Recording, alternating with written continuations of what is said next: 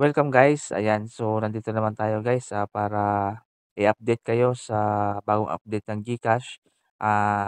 Marami kasi nagtatanong sa akin regarding sa lumang tutorial ko. So, ngayon guys, gagawa akong bagong tutorial, bagong update ng GCash regarding sa transfer funds.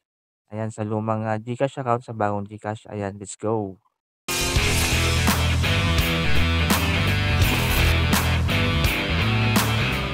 Ayan guys, so open lang po natin yung GCash app. And tas ito guys, makita natin guys sa baba, help center. Dito po tayo magre-request ng transfer funds. Ayan, click lang po natin 'to. Ayan guys, dito guys, sa taas guys, ki-click lang natin ito guys. Then, I cannot log in access my account. Ayan, so click lang natin 'to guys. Ayan guys, so makikita natin 'to guys sa chat with Gigi. Ayan, so sa mga nagtatanong guys sa luma kong video, ayan, so iba na po yung, ah chat with Gigi, ayan dito na po siya makikita. Ayan, click lang natin yung chat with Gigi. Ayan guys, so after niyan guys, so request lang tayo ng ticket. Ayan guys, so lagay lang natin 'to guys. I lost access to my verified GCash account number. I would like to transfer my funds from my old account to my new account. Ayan guys, so magre-request lang po tayo ng, ticket. Puwede niyo naman 'to gayahin guys, ayan. Wait lang po natin 'to kasi magre-reply si Gigi.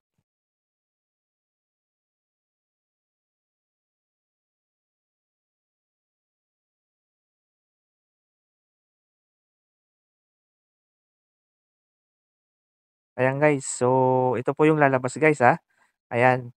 Bago kayo mag-request, make sure niyo guys, naka fully verified na kayo guys. Kasi maraming nagtatanong, puwede ba mag-request kahit hindi fully verified? Guys, no. Kailangan po, fully verified po siya. Then, under ng pangalan niyo guys. Hindi pangalan ng kapatid mo, hindi, pangalan ng nanay mo. Dapat po sa'yo. Ayan guys, so nage-gets niyo naman guys, 'di ba? Ayan, so dito naman po sa number 2, prepare the necessary documents. Ayan guys, dapat guys meron kayong mga valid IDs tulad ng passport, voter's ID. Ayan, so selfie holding the valid ID. Ayan, magse-selfie lang kayo guys kasama yung ID, for proof para patunay na ikaw po yung, may-ari ng GCash. Dito naman tayo guys, if your old account balance is 1,000 or more, include the photo of the notarized affidavit of loss. Ayan guys, so dito guys, di ko alam kung kailangan pa nila yung affidavit.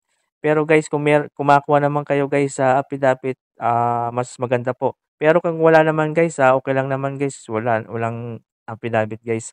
So, ayan guys, so next guys, so kiklik natin yung file the request here. Yan, click lang natin yan. Ayan guys, so nandito na tayo guys. So makikita natin 'to guys, pilipan lang po natin 'to, mga important guys, your email address guys. So ito po yung, active na Gmail guys dahil dito po sila magre-reply, na-receive nila yung ticket na na-request niyo. Okay, so dapat po ito yung, gamit niyo dun sa bagong GCash account niyo, okay guys? So number dito naman guys yung pangalan niyo, lagay niyo lang po yung pangalan niyo. Ayan guys, so select the country. Ayan, so siyempre na Pilipinas tayo guys. Ayan guys, so lagay natin yung mobile number natin dito, yung, fully verified na GCash guys. Ito yung bagong GCash natin. So dito naman guys, all GCash mobile number. So lagay po natin yung, lumang GCash natin, yung number natin guys na hindi niyo na ma-access. Lagay po natin diyan. Ayan guys, so dito naman guys, your GCash mobile number. Ayan, so ito po ilalagay natin yung, bagong number natin naka-fully verified. Ayan guys, so napapansin niyo guys, wala na yung amount dito guys. So tinanggal na nila, so ilalagay natin sa baba guys. So mamaya guys, ipapakita ko sa inyo kung paano. Ayan, so click lang natin 'to guys. Ayan, so kayo na po bahala click lang natin 'yan. Ayan, I agree. Ayan, so dito guys, click lang natin 'to guys, yung mga kailangan natin ipasa sa kanila. Ayan, government ID issue, SSS, driver license, passport, ayan. So mga kung anong meron kayong valid na ID guys, ipasa niyo guys with selfie, okay? Para hindi kayo malito at, para mabilis ma-approve yung, request niyo. Ayan guys, so dito naman tayo guys. Please share what happened or add information about your concern. Ayan, so ito guys, ilalagay ko dito yung,